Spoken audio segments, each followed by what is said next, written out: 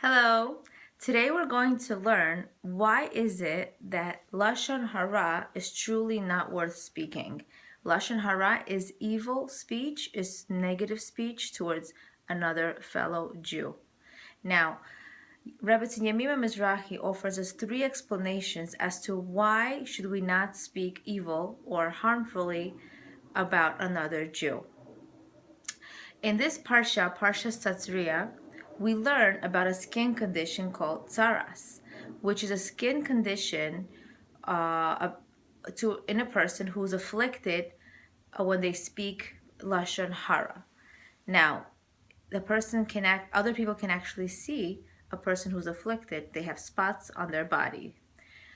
Now, this person is called a metzora. A metzora is a person who has tsaras, who's been afflicted with skin disease due to their negative speech.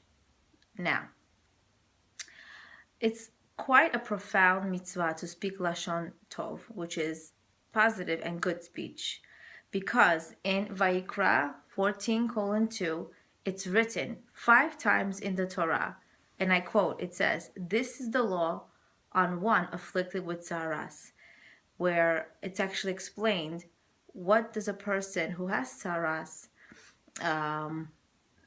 what are they allowed to do, what are they not allowed to do. Now, one of the things that a person who's afflicted with tsaras is not allowed to do is the prayers that they speak towards themselves. In other words, what they actually pray for are considered to be meaningless. Now, this means that if a person actually engages in negative speech and then with the same mouth they decide to pray for themselves, then their prayers are considered meaningless. In order for them to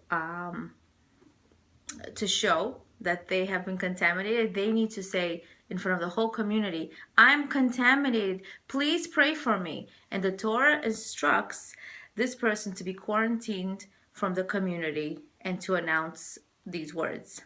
In order for a person to truly pray, to truly mean what they pray, is for them to acknowledge the good of another person. If they cannot do that, then their prayers are truly meaningless. And you know what? It is very hard to believe the prayers of a critical person, a negative person, a person who constantly engages in negative speech. The second idea we're presented with is that the Metzora was commanded to sit in solitude, was commanded to separate from the community because they're spiritually and physically contaminated.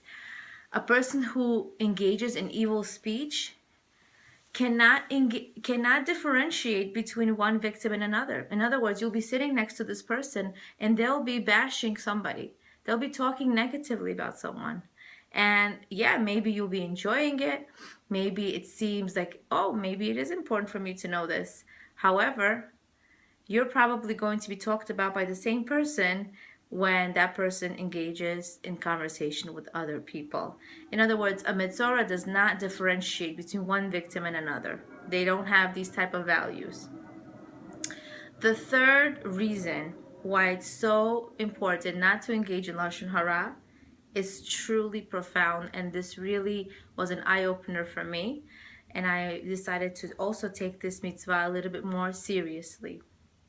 Our sages teach us that the Lashon Hara leads to a deficit in our merits. In other words, the mitzvahs that we do, the merits that we earn, they are basically worth less.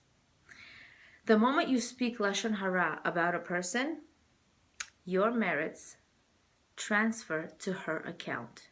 Now let's truly understand this. After 120 years, when we go to Shamayim, when we go to heaven, and the merits that we actually earned are actually transferred to the person who we spoke about, that's really something that we do not want to happen. We work very hard doing what we do, especially us women who are just do so much during the day, during the night, and are constantly maintaining our homes, are trying to do so many mitzvot in order to truly serve Hashem with all our heart.